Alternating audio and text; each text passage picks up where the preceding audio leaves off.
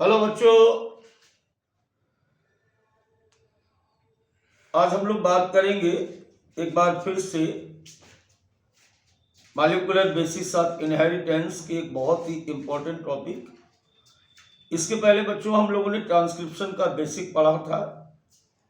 आज भी ट्रांसक्रिप्शन की ही बात करेंगे हम लोग, और आज का टॉपिक है हमारा ट्रांसक्रिप्शन इन प्रोकैरियोट्स। पिछली क्लास में हम लोगों ने पढ़ा था कि ट्रांसक्रिप्शन कैसे होता है, ट्रांसक्रिप्शन क्या होता है। तो चलिए थोड़े से रिकैप के बाद अपनी बात को आज की स्टार्ट करते हैं। अब जैसा कि आप देख रहे हो इस पूरे चैप्टर में कि बड़े मज़ेदार टॉपिक हैं और कोई भी टॉपिक आपको हल्के में नहीं लेना है। तो ठीक है, फिर शुरू करते हैं आज की क्लास को ट्रांसक्रिप्शन इन प्रोकैरियोट्स के साथ। पिछली क्लास में हम लोगों ने पढ़ा कि ट्रांसक्रिप्शन क्या होता है। The process of copying genetic information from one strand of DNA into RNA is termed as transcription. Hindi में देखेंगे अगर इसको, तो डीएनए के एक स्ट्रैंड से आनुवंशिक सूचनाओं का आरएनए पर अंकित होने की घटना को हम लोग अनुलेखन कहते हैं।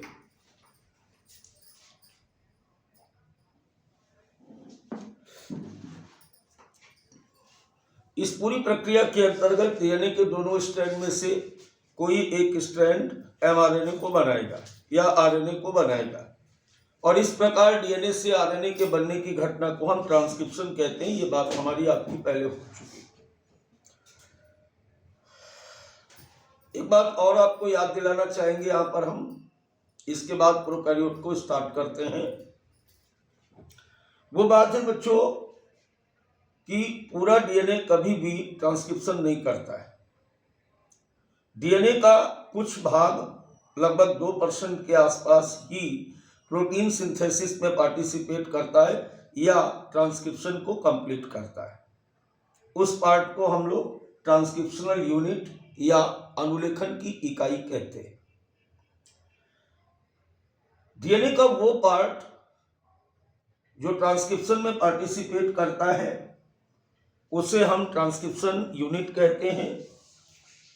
और transcription unit in DNA is defined primarily by the 3 regions in the DNA। और जो पार्ट इसमें पार्टिसिपेट करता है उसमें 3 अलग अलग क्षेत्र होते हैं। 3 रीजन्स पाए जाते हैं। पहले को हम प्रमोटर साइट, दूसरे को स्ट्रक्चरल जीन और तीसरे को टर्मिनेटर साइट कहते हैं। There is a convention in defining the 2 strand of the DNA in the structural gene of a transcription unit. इतनी बात आपको याद करनी जरूरी थी, बिना इसके काम आगे चलेगा नहीं।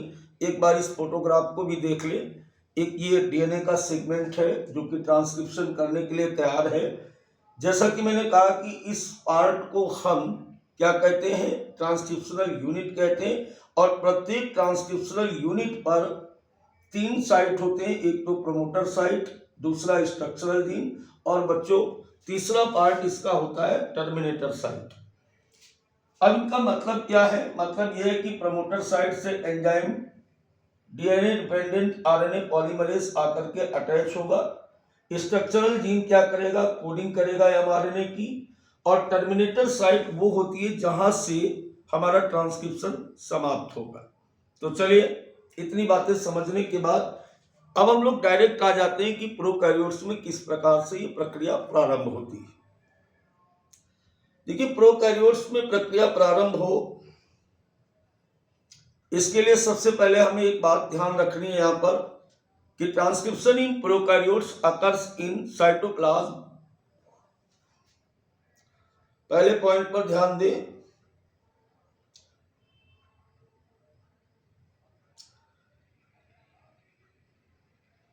Transcription in prokaryotes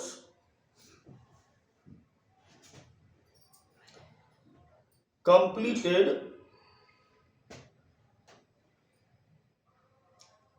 in cytoplasm. अब अगर यहां पर देखो हिंदी की बात क्या हुई कि प्रोकैरियोट्स कोशिकाओं में ट्रांसक्रिप्शन या अनुलेखन की प्रक्रिया जो होती है वो कोशिका द्रव्य में होती है। पूछा जाए क्यों होती है? भाई आपको पता है कि प्रोकैरियोट्स में जो न्यूक्लियस है वो विदाउट न्यूक्लियर मेम्ब्रेन है। स्कैटर्ड फॉर्म में डीएनए साइटोप्लाज्म में बिखरा हुआ पाया जाता है। केंद्रक झिल्ली नहीं होती है तो केंद्र के अंदर होने का सवाल ही नहीं उठता। तो ट्रांसक्रिप्शन कहां पे होगा? प्रोकैरियोट्स में कोशिका द्रव्य में होगा, साइटोप्लाज्म में होगा। Transcription in prokaryotes occurs in the cytoplasm. अब दूसरा क्वेश्चन यहां पर बनता है कि ट्रांसक्रिप्टिंग एंजाइम यहां पर कौन सा होता है? तो यहां पर अगर बात करते हैं ट्रांसक्रिप्टिंग एंजाइम की, तो प्रोकैरियोट्स में ट्रांसक्रिप्टिंग एंजाइम जो होता है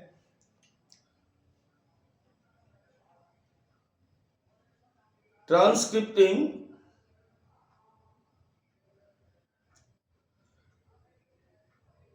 एंजाइम जो होता है बेटा, इसका नाम होता है डीएनए डिपेंडेंट आरएनए पॉलीमरेज। क्या नाम बताया मैंने? इसका नाम है DNA dependent RNA polymerase. Hindi हो या अंग्रेजी हो, ये आपको दोनों बातें याद करनी पड़ेंगी। तो दो बिंदु यहां पर आप समझ पाए कि प्रोकैरियोट्स में ट्रांसक्रिप्शन या अनुलेखन की क्रिया कोशिका द्रव्य में संपन्न होती है और इस कार्य के लिए एक विशिष्ट एंजाइम की आवश्यकता होती है और वो विशिष्ट एंजाइम हमारा होता है डीएनए डिपेंडेंट आरएनए पॉलीमरेज।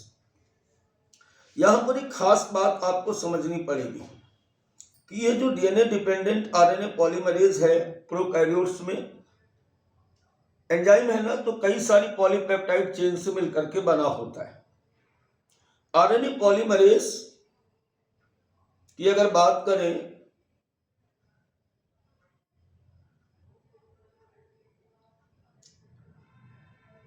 तो ये बेटा बना होता है दो अल्फा दो बीटा एक ओमेगा और साथ साथ इसके साथ इसमें एक पाया जाता है सिग्मा फैक्टर। क्या पाया जाता है? सिग्मा फैक्टर पाया जाता है। ये जो आप देख रहे हैं यहां पर, यानी कुल मिलाकर के 1 2 3 4 5 और 6 नंबर ऑफ 6 पॉलीपेप्टाइड चेन्स इसमें पाई जाती हैं। 2 अल्फा चेन, 2 बीटा पॉलीपेप्टाइड, एक ओमेगा और एक सिग्मा फैक्टर यहां पर पाया जाता है। एक बात यहां पर ध्यान रखेंगे जो अति विशिष्ट है और आपको याद रखनी बहुत जरूरी है, क्या कि बेटा यहां पर जो सिग्मा फैक्टर है, क्या नाम बताया मैंने बताया सिग्मा फैक्टर। सिग्मा फैक्टर को हम कहते हैं इनिशिएशन फैक्टर। इनिशिएशन फैक्टर का मतलब होता है प्रारंभक कारक या प्रारंभिक कारक। इसकी उपस्थिति में क्या होता है? इसकी उपस्थिति में इनिशिएशन होता है, ट्रांसक्रिप्शन प्रारंभ होता है। अब दूसरी बात एक और याद रखो कि अगर कहीं पर ऐसे लिखा हुआ है कि अल्फा अल्फा बीटा बीटा और ओमेगा, इसमें अगर सिग्मा फैक्टर नहीं लगा है, जैसे कि यहाँ पे देख रहे हैं कि सिग्मा फैक्टर नहीं लगा, तो बिना सिग्मा फैक्टर को यानी विदाउट सिग्मा फैक्टर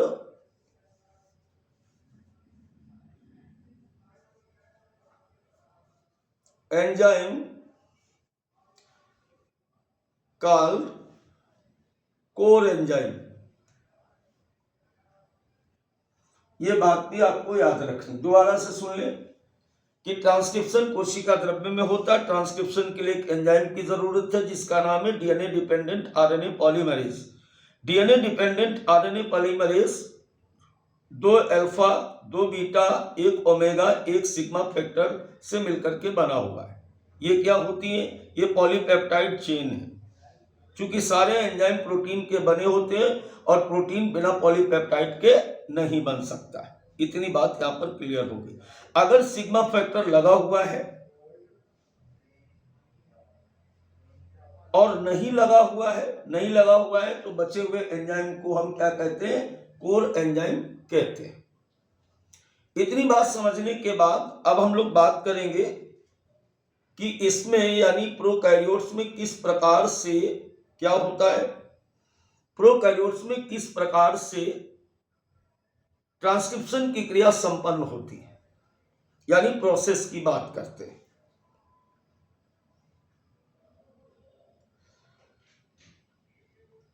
अगर प्रोसेस की बात की जाए तो प्रोकैरियोट्स में ट्रांसक्रिप्शन का प्रोसेस, पहला प्रोसेस होता है बेटा इनिशिएशन, या इसको हम कहते हैं प्रारंभन,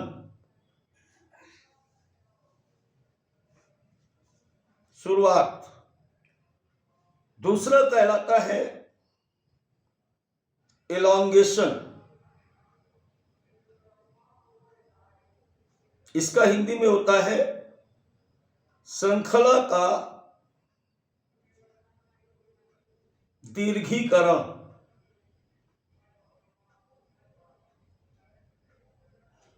और तीसरा होता है टर्मिनेशन।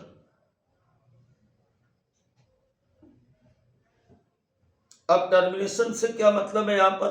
यहां पर टर्मिनेशन का मतलब होता है श्रृंखला का समापन।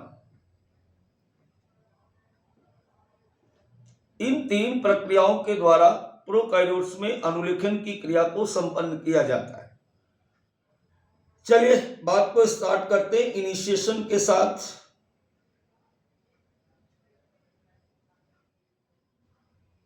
श्रृंखला का प्रारंभन किस प्रकार से होता है?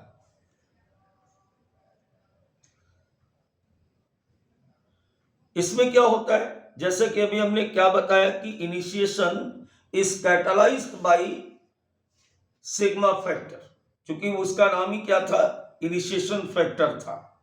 तो सबसे पहला पॉइंट यहां पे निकल के आ रहा है कि इनिशिएशन इज कैटलाइज्ड बाय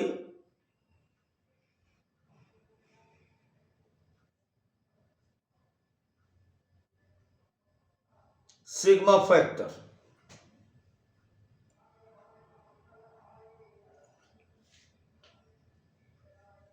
ये क्या करेगा? और इसीलिए सिग्मा फैक्टर को हम लोग क्या कह सकते हैं बेटा? इसको हम कहते हैं इनिशिएशन फैक्टर, क्योंकि यह श्रृंखला को प्रारंभ करेगा। Initiation is catalyzed by sigma factor, so the sigma factor is called initiation factor. अनुलेखन की प्रक्रिया को प्रारंभ करने के लिए सिग्मा फैक्टर की आवश्यकता होती है, इसलिए इसको हम शुभारंभन कारक भी कह सकते हैं। सबसे पहले ये क्या करेगा? ये सिग्मा फैक्टर सहित एंजाइम को ले जाकर के प्रमोटर साइट के साथ जोड़ देगा और अनुलेखन की क्रिया को कंफर्म करेगा। जैसे कई बार बच्चे मेरे से पूछ देते कि सर अगर इस एंजाइम में सिग्मा फैक्टर ना लगा हो तो अनुलेखन की क्रिया तब भी होगी, लेकिन वो नॉन स्पेसिफिक होगी। जहां एंजाइम जुड़ जाएगा वहीं से काम स्टार्ट कर देगा। तो हमें जो रियल कोडिंग चाहिए एमआरएनए पर वो मिलने की संभावना कम हो जाएगी। I think my point is clear now. इसमें क्या हुआ, जैसा कि मैं अभी आपसे कह रहा था कि जैसे हम मान लेते हैं कि ये कोई हमारा एक डीएनए सेगमेंट है, इस तरीके से ऐसे ये कोई डीएनए सेगमेंट है। इस डीएनए सेगमेंट पर ये प्रमोटर साइट है जो कि आपको पहले भी बताई गई। दूसरी तरफ हम मान लेते हैं कि ये टर्मिनेटर साइट है, जैसा कि पहले आपको बताया गया। और बीच का पार्ट जो आपको ये दिख रहा है इसको हम स्ट्रक्चरल जीन कहते हैं। चलिए इनको लिख भी देते हैं हम आपके लिए। सबसे पहले क्या है ये है प्रमोटर साइट। ये जो आप देख रहे हो इसको हम कहते हैं स्ट्रक्चरल जीन, और ये क्या है, इसको हम कहते हैं टर्मिनेटर साइट। Terminator site.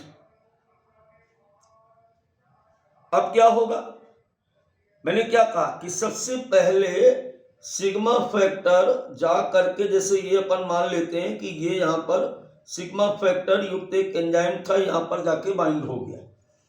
ये RNA polymerase with sigma factor bind with promoter site. सबसे पहले जाकर के ये सिग्मा फैक्टर सहित RNA polymerase, DNA dependent RNA polymerase promoter site से जाकर के जुड़ जाएगा। अगर ये नहीं होगा तो भी होगा, तो भी क्या होगा, तो भी बेटा ट्रांसक्रिप्शन की क्रिया होगी इसमें, और ट्रांसक्रिप्शन की क्रिया होने के साथ साथ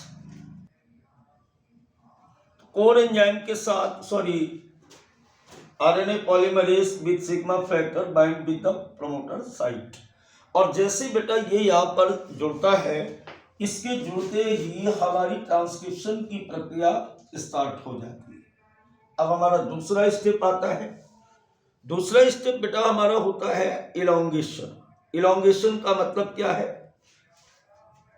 इलॉन्गेशन का मतलब यह है कि जैसे ही एक बार ट्रांसक्रिप्शन की क्रिया प्रारंभ हो जाती है, तो सबसे पहले हम क्या देख रहे हैं, एक सिग्मा फैक्टर नीचे खत्म हो गया, नीचे गिर गया। After initiation sigma factor fall of. आगे का प्रोसेस जो होता है वो आगे का प्रोसेस केवल कोर एंजाइम कंप्लीट करेगा। The RNA polymerase core enzyme is only catalysing the process of elongation. यहां पर इलॉन्गेशन का मतलब दीर्घीकरण। दीर्घीकरण का मतलब क्या है? दीर्घीकरण का मतलब यह है कि ये आरएनए धीरे धीरे धीरे धीरे धीरे धीरे दीर्घ होता जा रहा है, लंबा होता जा रहा है, और ये एंजाइम आगे की तरफ ऐसे बढ़ता जा रहा है। राइट।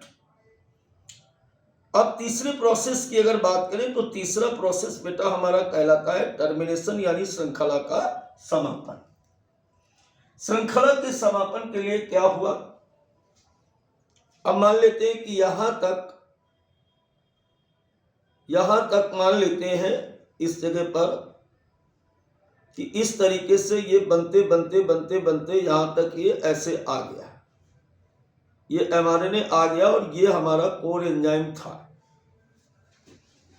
वैसे ही यहां पर एक रो फैक्टर आकर के जुड़ जाएगा। इस जगह पर एक रो फैक्टर आएगा ऐसे और आकर के यहां पर, इसको हम कहते हैं rho factor. Rho factor required for termination of transcription जैसे रो फैक्टर यहां पर आकर के जुड़ेगा, इसके जुड़ते ही क्या हो जाएगा बेटा? इसके जुड़ते ही ये देखो डीएनए अलग हो गया, डीएनए अलग हो गया, एमआरएनए भी इस तरीके से अलग हो गया। और तीसरी बात क्या हुई कि rho factor core enzyme mRNA और डीएनए सभी के सभी एक दूसरे से अलग अलग हो जाते हैं। एक बार दोबारा से देखो, अभी इसके पहले हम लोग देख रहे थे, क्या देख रहे थे? इसके पहले हम लोग की प्रोसेस चल रहा था। अब आप देखिए यहाँ पर क्या देख रहे हो कि यहाँ पर हम देख रहे हैं कि प्रोसेस चल रहा है, कोर एंजाइम धीरे धीरे आगे चलता चला जा रहा है, और डीएनए का एक जो टेम्पलेट स्टैंड है वो एमआरएनए पर कोडिंग करता चला जा रहा है। धीरे धीरे यहाँ से चलते चलते ये लास्ट में पहुंचता है टर्मिनेटर साइट पर। जैसे पहुंचता है तो टर्मिनेटर साइट पर पहुंचने पर एक रो फैक्टर आकर के इसमें जुड़ जाता है। अगर रो फैक्टर नहीं आएगा तो ट्रांसक्रिप्शन रुकेगा नहीं, रो फैक्टर आकर के ट्रांसक्रिप्शन को रोक देता और उसके रुकते ही क्या हो गया, डीएनए अलग हो गया, कोर एंजाइम अलग हो गया और एमआरएनए भी अलग हो गया और इस प्रकार प्रोकैरियोट्स में ट्रांसक्रिप्शन की क्रिया समाप्त हो गई। अब बेटा 3 क्वेश्चन यहां पर और ध्यान रखें, बोर्ड के लिए भी बहुत जरूरी है और नीट के लिए तो है ही है। क्या याद रखना है? याद ये रखना है कि mRNA does not require any processing. इसमें ट्रांसक्रिप्शन के बाद बने हुए एमआरएनए के प्रोसेसिंग की कोई आवश्यकता नहीं होती। प्रोसेसिंग केवल यूकैरियोट्स में होता है, कारण चूंकि इसमें कोई इंट्रांस और एग्जांस का चक्कर नहीं है, जबकि यूकैरियोट्स में अगर ये बना होता तो उसमें वांटेड और अनवांटेड सेगमेंट इंट्रांस और एग्जांस जरूर आते। दूसरी बात हमें ध्यान रखनी कि translation and transcription both are completed in cytoplasm. Generally eukaryotes में क्या होता है कि translation completed in the cytoplasm and transcription occurs in the nucleoplasm और the inside of the nucleus.